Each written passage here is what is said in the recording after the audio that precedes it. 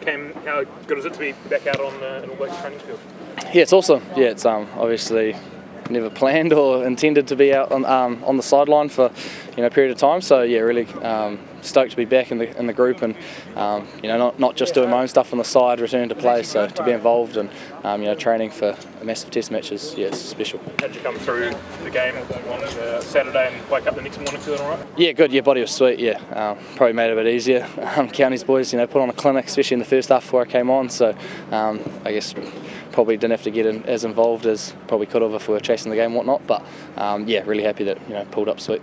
It's been obviously the loss in Wellington. How tough was that watching from the stands, and how much is that a focus this week for the team to rectify what went wrong? Yeah. Obviously, it was tough pill to swallow. We pride ourselves on performing every week, and we got quite a few things wrong in that Test match, and like I said, we have a lot of pride in what we do, and we want to always perform to make New Zealand proud. And hopefully, we had some tough conversations, yesterday and on Sunday. So we've done our review and whatnot, and we're just looking forward to putting out a performance that makes ourselves proud and the country proud on Saturday.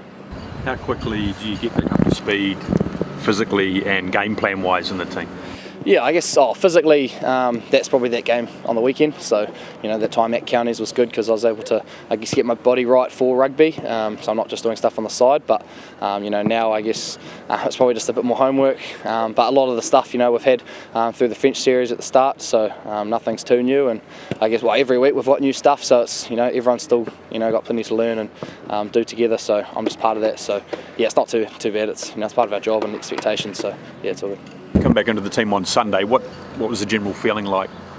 Yeah. Obviously, boys are refreshed. Obviously, had a week off for a lot of them, and some went and played NPC as well. So it was good to connect again, with a lot of the players and the management and stuff. But once we did get into the review and stuff, I guess there's a bit of edge about the review.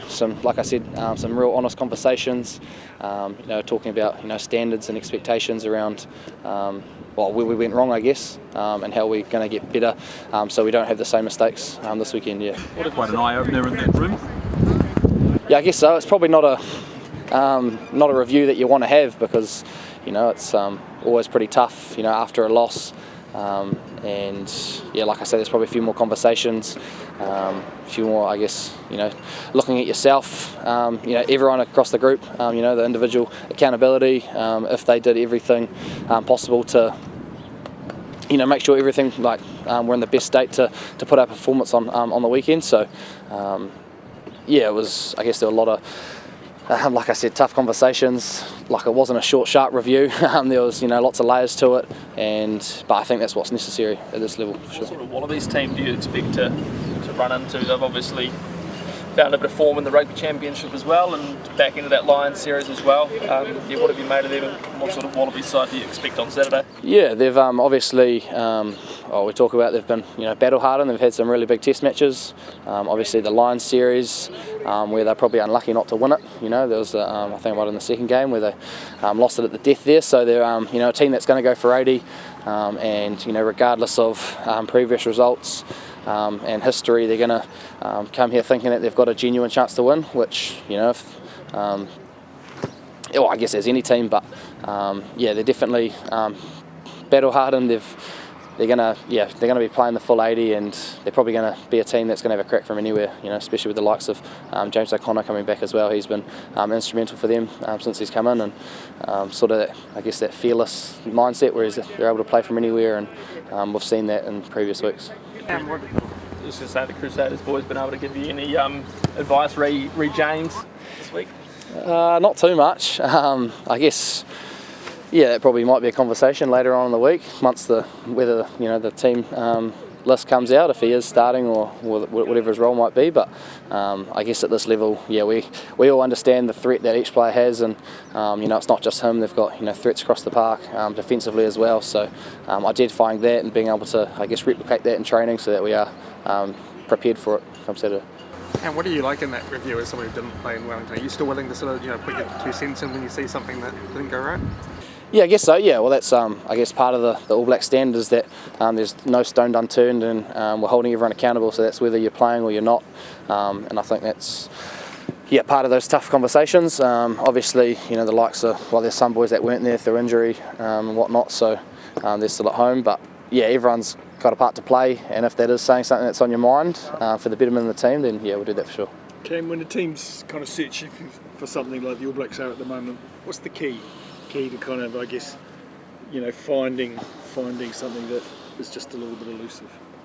Yeah, I guess, going back to what's important, I guess, and that's how we want to play the game, and like we sort of just talked about, the reviews those are good, but it's not just about pointing out all the bad things that went wrong. It's about sort of, I guess, acknowledging what we did create through our game and what things did go well as well, because it's probably the second half that wasn't.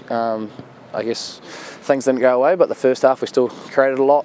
So we've definitely got the game model to be able to win games and beat the Wallabies these next 2 weeks. But I guess identifying how we want to attack them and coming up with a really, a strategic game plan that replicates, the players that we've got. We've got great athletes all across the park, and being able to use them when necessary, and playing smart at the same time is massive for us. What do you make of the Wallabies backline, mate? There's Tom Wright, obviously Suoliti, Paisami, Jorgensen, but you sit back sometimes, watch them and go, well, that was pretty impressive.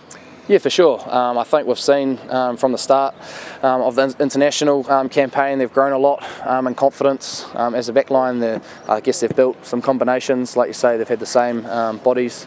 Suoliti's just getting better and better each week, which I guess is always expected. He obviously hasn't been playing rugby union for too long. So they're obviously getting better each week, and with that comes confidence. So, like I said earlier, they'll be coming to Eden Park to try put on performance, and I guess with Joe Schmidt coaching them, they'll have every confidence and mindset to try beat us.